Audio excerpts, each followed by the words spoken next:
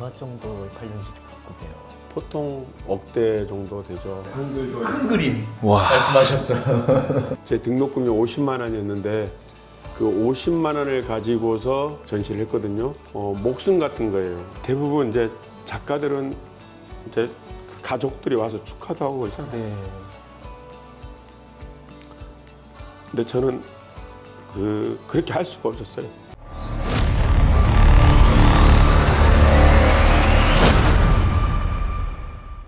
대한민국 미술계 1% 금보성 아트센터의 금보성 작가님 모셨습니다. 감사합니다. 예.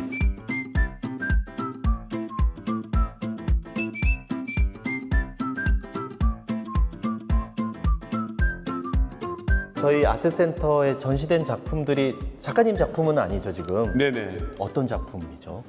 여기는 지금 우리나라에서 전시한 작가 중에 미술관에서 개인전을 한 작가만 초대해서 이제 전시를 하고 있는데 이 전시가 1년 동안 전국을 순회하는 그런 프로젝트입니다. 이 바닥에 있는 네. 만져도 되는 거예요? 예, 예. 아니 발로 차도 됩니다. 오! 예. 이거 작품이잖아요 이거. 예, 작품입니다. 모든 그림들은 네. 만지면 안 돼. 그리고 손도 못 대게 하잖아요. 네. 근데 이 엄재국 작가는 그 캔버스에 그림을 그려놓고요. 네. 그거를 일정한 간격으로 네. 커팅을 해서 그걸 다시 구 모양으로 만들어서 우리는 일반적으로 그림을 만지면 안 돼라고 하는데 네. 이 작가는 그러한 것들에 대해서 반전을 한 거죠. 그림을 발로 찰 수는 없잖아요. 네. 그래서 이거를 칼로 오려서 구를 만들고 발로 우와. 예. 이게 그림이란 이게 캔버스 20개예요. 이게 그림 20점을 커팅해서 구를 만든 거예요. 와, 이게 현대 미술이라는 거죠. 어마어마한 또 정성이 들어간 거네요. 예. 이분도 굉장히 유명한 작가님이시잖아요. 예. 그럼 이런 작품은 대충 어느 정도? 이분이 그림을 판매할 때 그림을 저렇게 걸어놓고 네.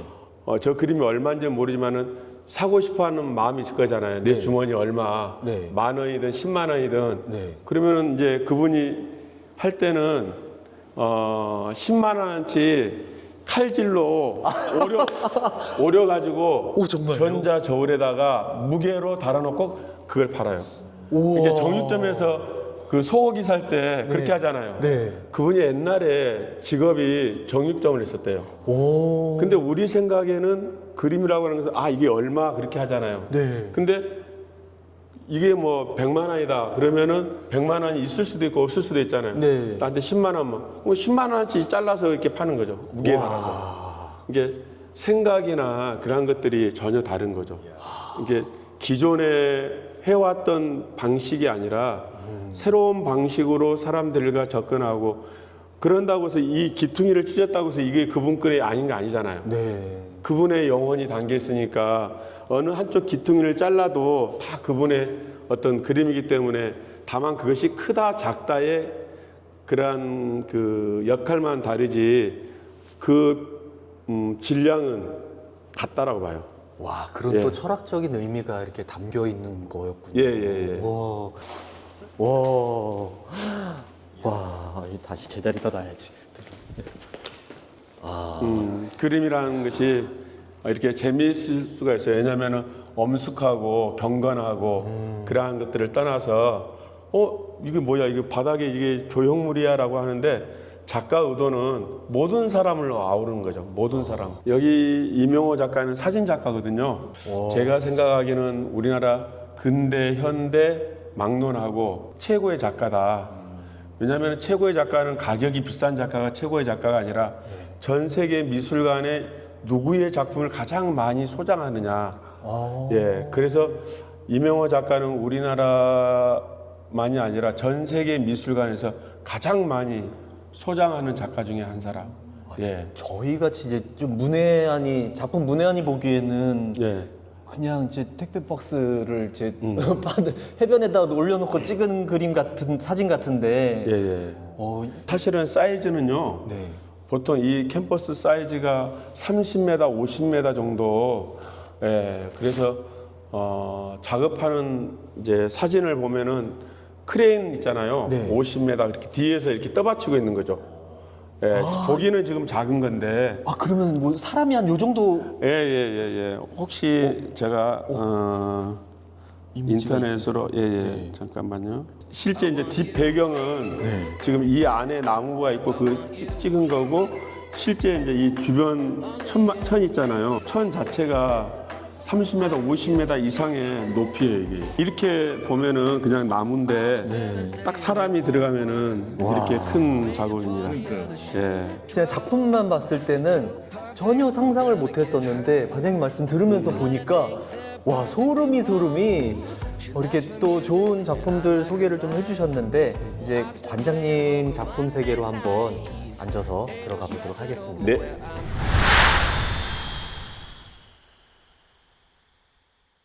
처음에 어떻게 이제 미술계에 들어오시게 됐는지. 이제 고3 때 시로 등단을 하고요. 대학 1학년 때 시가 그림이 될 수 있다. 그래서 포스트 모더니즘의 해체 시를 한번 한글에다 접목하면은 그림이 될 수 있겠네. 그러면 굳이 그림을 배울 필요 없이 그냥 문자의 형태를 가지고서 그림을 그리면은 그림이 될까? 그래서 인사동에서 첫 개인전을 그때 시작을 했어요. 굉장히 특이한 케이스가 아닌가요? 제 스스로는 특이하다는 생각은 안 했고요. 모든 사람들이 어떤 동기부여가 되어지면은 그림을 그릴 수 있지 않나. 그래서 꼭 미대를 가야만이 그림을 그리는 것 말고 자기가 가지고 있는 생각을 캔버스에 옮겨 놓으면은 그게 그림이 되어지고, 또 옷을 만들 때 디자인을 하면은 이 옷이 만들어지고 신발이 만들어지잖아요. 단순하게 생각을 했죠. 이거를 꼭 전공을 해야만이 시인이 되어지고 화가가 되어진다. 그 생각은 하지 못했었죠. Somewhere new.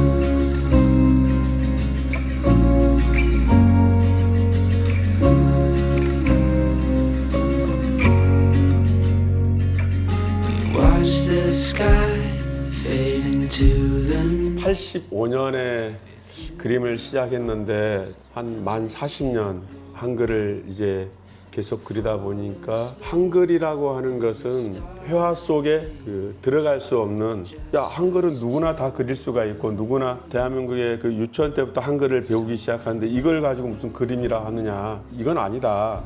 한글은 늘 외면되어진 상태였죠. 이게 장르에도 들어가지도 않고. 근데 저는 어떤 장르를 이야기하고 뭐 예술을 이야기하는 것이 아니라 내가 좋아하는 일들을 계속 하고 발표하고 그러다 보니까 사람들이 이제 한글에 대해서 조금 더 다른 관점으로 받아들이고, 그리고 이제 처음에 저 친구는 미대를 나오지 않았잖아. 그러니까 아마 취미나 재미로 작업을 할 거라고 생각을 했던 거죠. 근데 저는 뭐 취미나 재미가 아니라 그냥 계속 매년 1년에 2번, 3번 개인전을 했었고 작품을 발표하고, 그러한 가운데 이제 사람들이 이제 확장이 되어 가는 거죠. 조금씩 저게 뭐지?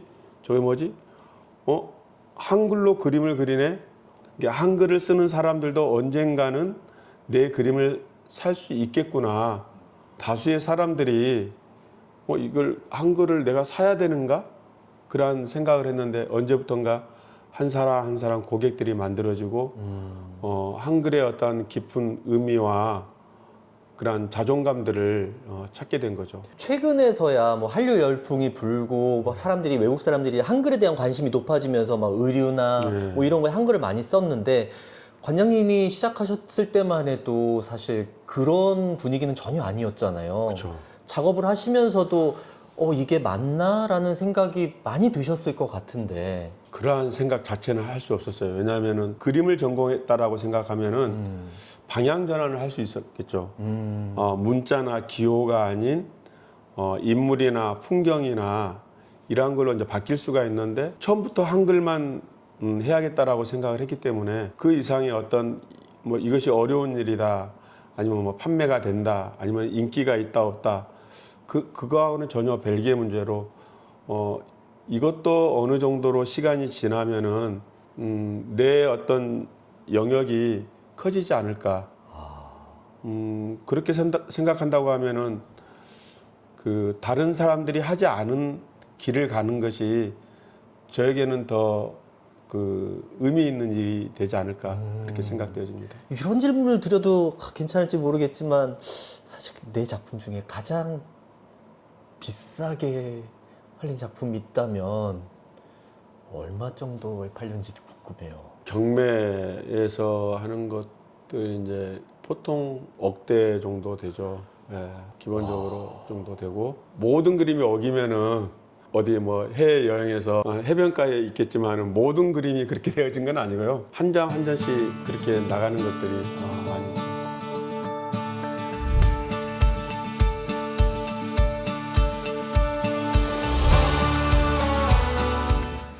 와. 네, 한글도 큰 그림 와. 말씀하셨어요. 지금 제작하고 계신 작품이에요? 예, 한글을 우리가 윷놀이 있잖아요. 그 어렸을 때 유출 던지잖아요. 근데 한글을 유판이라고 생각해 던졌을 때 한글이 이제 유판처럼 이렇게 흩어지는 상황들 있잖아요. 네, 그래서 이렇게 따라가면 돼요. 이렇게 가면 아 이게 기억이구나. 뭐 니은도 될 수도 있고 이렇게 가면 시옷이 될 수도 있고 끼어서 이렇게 왔다 이렇게 왔다 아 이건 디귿이네요. 유판에 유출 던지듯이 한글을 던져서 떨어지는 형태의 이미지를 상상해서 만들어야 되겠다. 마스킹 테이프는 그냥 이응이라는 것도 있고 문자나 기호의 형태가 조금 딱딱하고 재미없으니까 그 마스킹 테이프를 하나 넣어서 약간 포인트처럼 그렇게 하면은 사람들이 아 눈에 익숙한 것이 있잖아요. 네. 이건 이게 뭐지 어떤 구조물인가 잘 모를 수도 있기 때문에 히읗을 예. 히읗이라고 하는 것은 몇 가지 의미가 있어요. 히읗의 위는 그 세로잖아요. 네. 사람, 이, 그다음에 땅, 이건 하늘. 이 히읗의 의미는 제가 이제 고향 바닷가에 살아 어른들이 하시는 말이 있어요. 바다를 표현할 때 큰 바다란 말을 사용하지 않고 한바다라고 해요. 한바다. 그게 크다라는 의미예요. 우리가 한가위란 말을 사용하잖아요. 네. 달이 크다. 네. 근데 크다란 말이 뭐지? 그래서 아 히읗이구나. 그럼 한국은 어떤 사람이에요? 큰 나라잖아요. 그러면은 선생님이 낳은 자식은 어떤 사람이에요? 큰 사람이에요. 큰 사람. 내가 낳은 아이는 키가 작든 공부를 잘하든 못하든 얼굴이 잘생기든 모습 그거 상관없이 나는 한국 사람으로 태어났다고 하는 이 유전자는 어떤 사람이냐. 한국이라는 나라는 큰 나라이고 내가 낳은 나는 어떤 사람이냐. 큰 사람이고 내가 낳은 아이도 큰 아이. 큰 사람. 한글 히읗이 가지고 있는 의미를 보여주는 거죠. 크다. 키가 큰 것을 의미하는 정신적인, 우주적인 이 이야기를 한글이 아가 붙어야 되고 뭐 이가 붙어야 되고 그거 아니고 히읗 하나만 가지고도 천진이 다 들어있다. 그래서 히읗이 야, 나 큰 사람이야. 이걸 이렇게 딱 열어주는 거예요. 자신감이 자신만만하게 이렇게 딱. 그래서 한글을 이렇게 그래서 글자 하나만 가지고도 되는데 여기에는 몇 가지 법칙이 있어요. 아이들이 가지고 그 색종이 찢듯이 찢는 거 있잖아요. 네. 종이 찢기에 기법이 들어가 있고요. 근데 조금 멀리서 보면은 명암이 들어있잖아요. 네. 그림자가. 네. 이게 단순하지만은 한글의 자음의 의미와 종이 찢기의 기법과 또 하나는 명암이 들어있잖아요. 입체로 보이잖아요. 네. 이게 그림이 가지고 있는 모든 요소가 다 들어있죠. 야. 또 하나 배색. 그림의 가장 중요한 것이 배색이거든요. 우리가 큰 그림을 보고서 이야기하는 것이 아니라 그림 단어 하나만 가지고도 그림이 가지고 있는 요소를 다 들어있다는 거죠. 이게 이제 물감 건조 중이라고 하잖아요. 근데 이제 물감을 이렇게 와서 자세히 보시면은 두툼하잖아요. 아 그렇네요. 엄청 두껍게. 예. 근데 이게 이제 보시다 싶으면은 이게 먼지가 쌓여 있잖아요. 한 3년 정도 묵힌 거예요. 그렇게 오래 묵히는 이유가 있으세요? 그림이라고 하는 것이 물감을 올리고 사실 굳어지잖아요. 네. 그러면 이제 굳어지면서 이제 진이 빠지는 거죠. 이게 유화는 기름 성분이거든요. 그러면서 이제 덩어리들이 이게 물감이 이렇게 딱딱해지잖아요. 한번 쳐보세요. 오, 엄청 딱딱해요. 예. 이게 뭐 뒤에 캔버스잖아요. 예. 우와. 우와, 이거 다 이게 예. 이거를 한 3년 정도 물감을 올려서 가죽처럼 굉장히 두꺼워지는 거죠. 말리고 난 다음에 다시 이제 이런 형태로 최종적으로는 이제 이 형태에서 이제 이렇게 이제 색이 올라가는 거죠. 야, 그렇게 그러면 보면 배경만 만드는데 예, 예. 3년이 걸리시는 거네. 예, 와. 그래서 이제 그거를 쉽게 그려진 그림도 있고 또 오랜 시간 거쳐서 만들어진 것도 있고 자기만의 긴 시간을 가지고서 이야기하는 것들도 있잖아요. 이런 것들을 계속 쌓아두고 만지고 두툼해지면은 그때 이제 마지막 이제 형상을 가지고서 이미지를 이제 완성시키는 것은 저거 그리는 것은 사실 금방 돼요. 이거 자체가 시간이 오래 걸리죠. 여기는 이제 그림이 이제 별로 없고 원래 이제 그 그림만 놔두는 또 수장고 따로 있죠. 3만 점 정도 되니까 어마어마한 양이에요. 개인 작품만 예, 그 예. 정도 되시는 거예요? 예, 예. 와. 이거 잠깐 봐도 될까요? 네, 그냥 이게 그 컴퓨터 하나 뜯어가지고 그냥 아, 굉장히 익숙한. 탑처럼 하나 만드는 거죠. 그런 의미로 연장들, 이제 작업에 필요한 것들, 다양한 것들을 막 부수고 깨 부수고 막 해야 되니까. 그러니까 웬만한 철물점보다 공부가 많으시고요. 장르를 진짜 불문하시는 모든 게 다 작품이 되고 모든 게 다 예술이 되시네.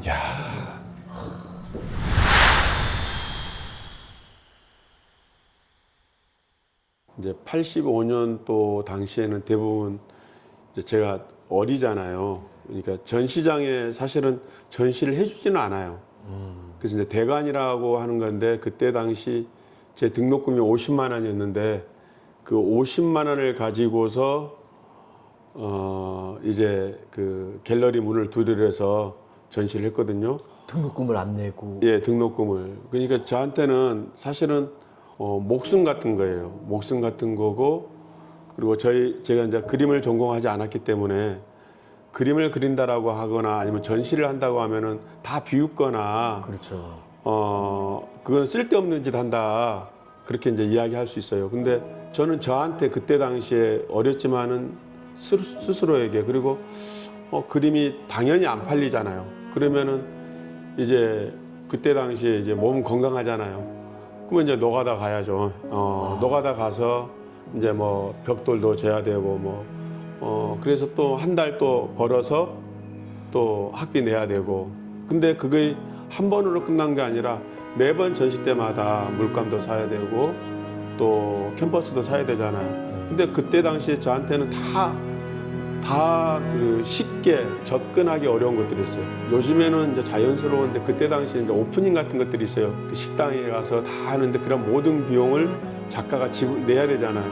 아, 그 회식 같은 예, 거. 회식. 예. 근데 그거를 하기가 되게 어려웠어요. 이게 전시장 대관비를 지불하고 나면은 이제 생활이 빠듯하니까 오프닝을 한 번도 해본 적이 없어요. 좀 눈물겹죠. 왜냐하면 남들은 다 전시할 때마다 가서 뭐 친구들 부르고 막 하는데 저는 이제 친구라고는 별로 없었잖아요. 미대 선후배도 없고, 그 다음에 뭐 고향의 사람들 또 제 주변 사람들한테 뭐 전시합니다라고 말하는 것이 어려웠던 것이, 저는 그때 당시 이제 신학을 했었거든요. 신학생이 그림을 그리거나 시를 쓰면은 옳지 않는 일을 하는, 왜 그거를 해야 되느냐, 뭐 목사가 되어져야 되는데 왜 그거를 해야 되느냐, 그렇게 이제 이렇게 이상한 눈으로 바라보기 때문에 제가 전시할 때는 이름을 바꿨어요. 왜냐하면은 자칫하면은 학교에서 잘릴 수도 있잖아요. 이게 늘상 저는 두려웠던 거죠. 근데 제 마음속에 나오는 예술적인 것들은 이거는 멈출 수는 없는데, 근데 누가 알까 싶어서 늘 몰래 그리고 제 부모님이 제가 그림을 그린 것을 아는 것이 46이에요. 한 번도 이게 전시를 그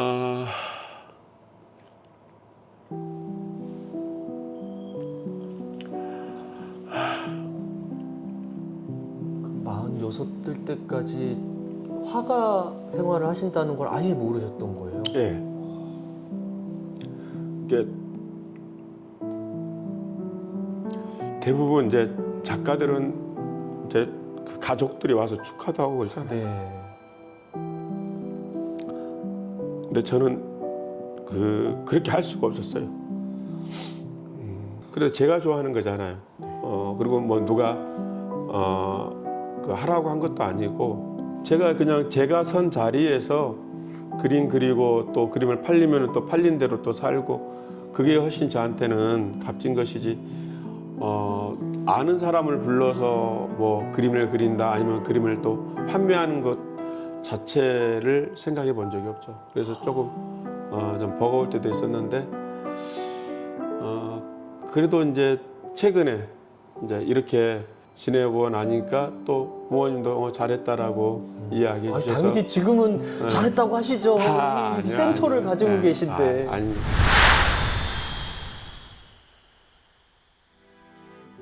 아직은 경험도 부족하고 어떤 그 위치에 있는 것은 아니지만은 많은 작가들이 이곳에 와서 전시를 하고 많은 대화 속에 그 느껴지는 것들이 뭐냐면은 그냥 열정도 물론 필요하고요.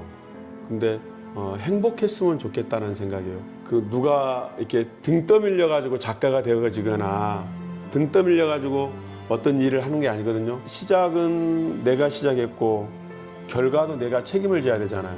이게 아니다 싶으면 빨리 다른 걸로 하는 것이 더 빠르죠. 근데 이거 힘드니까 멈춘다는 것은 사실은 죽는 거거든요. 심장이 멈추면 죽는 거거든요. 근데 심장을 가동을 시킬 수 있는 그 에너지와 열정은 본인한테 있는 거예요. 내가 가지고 있는 두 개의 심장을 예술이라고 하는 이 심장하고 인간의 몸을 움직이게 하는 이 심장 이 두 개가 번갈아 가면서 이렇게 극복을 해야 됨에도 불구하고 예술이라고 하는 심장을 멈추게 하고 또 일반적인 심장으로 살려고 하니까 환경의 지배를 받고 그다음에 가족, 경제적인 부분 그런 모든 것에 지배를 받다 보면은 좌절할 수밖에 없는 거죠. 그 새로운 심장 이거를 찾았으면 좋겠어요. 그래야만이 본인이 선택한 거에 대해서 후회하지 않고 달려가지 않을까 그렇게 생각합니다. 금보성 작가님이 성장하는 것보다 대한민국 미술과 함께 성장하신다는 느낌을 너무 많이 받았습니다. 고맙습니다. 앞으로도 대한민국 미술계를 위해서 좋은 일들 많이 해주시고요. 더 좋은 작품 많이 남겨주시길 부탁드리겠습니다. 고맙습니다. 감사합니다. 예.